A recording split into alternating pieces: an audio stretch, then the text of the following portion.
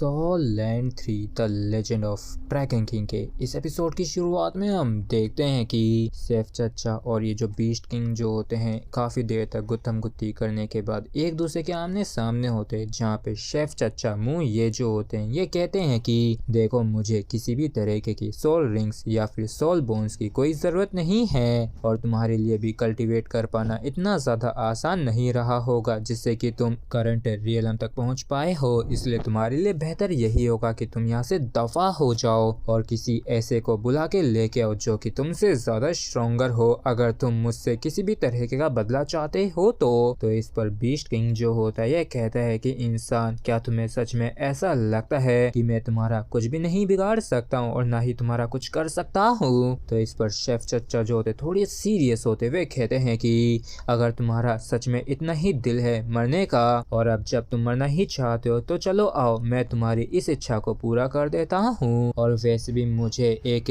Welcoming gift चाहिए था मेरे डिसाइपल के लिए। और इतना कह के शेफ चचा जो होते हैं काफी खतरनाक तरीके से पावर को रिलीज करने लगते हैं और हम इनके पीछे एक काफी खतरनाक से मेका को देखते हैं जो कि ट्रांसफॉर्मर जैसा लग रहा होता है, जिसके अंदर से काफी खतरनाक टेरिफाइंग ऑरा निकल रहा था और सभी लोगों के होश भी उड़ चुके थे क्योंकि ये कोई एरा गेरा नहीं बल्कि एक डिवाइन मेका है। और ये जो डिवाइन मेका ये असल में एक ब्लेड के अंदर ट्रांसफॉर्म हो जाता है, जबकि इस तरफ टांगुलिन जो होता है इस चीज को देख के हैरान होता है कि इनका ये जो डिवाइन मेका है ये इनके साथ फ्यूज नहीं हुआ है बल्कि ये यहाँ तक कि एक वेपन में भी ट्रांसफॉर्म हो सकता है। और इस डिवाइन मेका को देख के इस बीस्ट किंग के भी पसीने छूट जाते हैं और ये भी जानता है कि ये अब कुछ भी नहीं उखाड़ सकता है और ये तुरंत ही अपने साथियों से कहता है कि रिट्रीट करो। और जैसे ये ओशनिक सोल बीस्ट रिट्रीट करते हैं तो समुद्र जो होता है ये वापस से अपने शांति भरे वातावरण में लौट आता है, जबकि इस तरफ सभी लोग खुश हो रहे होते हैं क्योंकि ये लोग जीत गए, जिंदा बच गए हैं। जबकि इस तरफ टांगुलिन जो होता है अलग ही खुश हो रहा होता है क्योंकि ये इसका पहली बार है जब ये इतनी ज्यादा हाई लेवल की बैटल में शामिल हुआ है, फिर चाहे ये इनडायरेक्टली ही क्यों ना हुआ हो,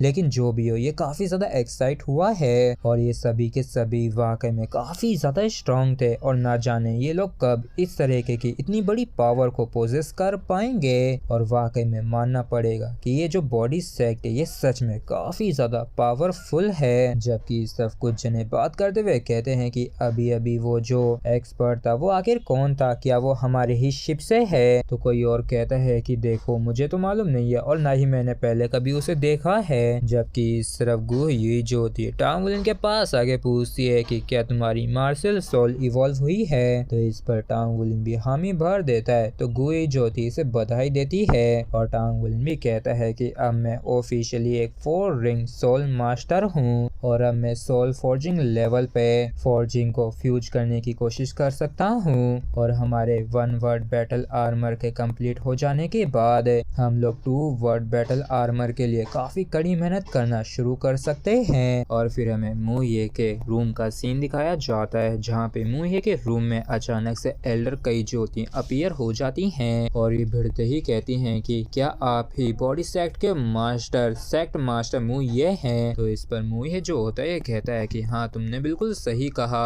तो एल्डर कई भी कहती हैं कि ये वाकई में काफी गजब की बात है कि फाइनली आपने अपने 4 वर्ड बैटल आर्मर को कंप्लीट कर ही लिया और जहाँ तक है आप एक लौते बंदे हैं जो कि 4 वर्ड बैटल आर्मर मास्टर और एक डिवाइन मेका मास्टर है। तो इस पर शेफ चचा मुये जो होते हैं ये कहते हैं कि अगर मैं तुमसे कहूँ कि मैं एक 4 वर्ड बैटल आर्मर मास्टर नहीं हूँ तो क्या तुम इस चीज पे विश्वास करोगी। तो इस पर एल्डर कई जो होती हैं ये कहती हैं कि देखो, ये तुम्हारा सीक्रेट है तो मैं इस पे ज्यादा जोर नहीं दूंगी, हालांकि मैं बस यही जानना चाहती हूँ कि आखिर सेक्ट मास्टर मुये हमें क्यों फॉलो कर रहे हैं स्टारलुओ कॉन्टिनेंट तक जाने में। तो इस पर शेफ चचा जो होते हैं कहते हैं कि तुमसे मतलब। और इस चीज को सुन के एल्डर कई को वाकई में काफी ज्यादा गुस्सा आ जाता है, लेकिन ये भी जानती है कि मुये जो है काफी स्ट्रॉन्ग है, इसलिए ये पंगा नहीं लेती है और कहती है कि चलो ठीक है, अगर ऐसी ही बात है तो हमारे बीच में कुछ भी डिस्कस करने के लिए नहीं बचा है, इसलिए सेक्ट मास्टर मुये अपना ख्याल रखें। और इतना कह के एल्डर कई जो होती है यहाँ से गायब हो जाती हैं। जबकि इससे मुये जो होता है ये भी कहता है कि यहाँ पे कोई भी ऐसा पावर हाउस नहीं है जो जो कि मुझे धमका सके, डरा सके। और इसी के साथ ही फ्रेंड्स हमारा एपिसोड जो है यहीं पे खत्म होता है। अगर आप लोगों को वीडियो अच्छा लगा हो तो प्लीज़ हमको सब्सक्राइब और वीडियो को लाइक करना बिल्कुल भी ना भूलें। Thank you.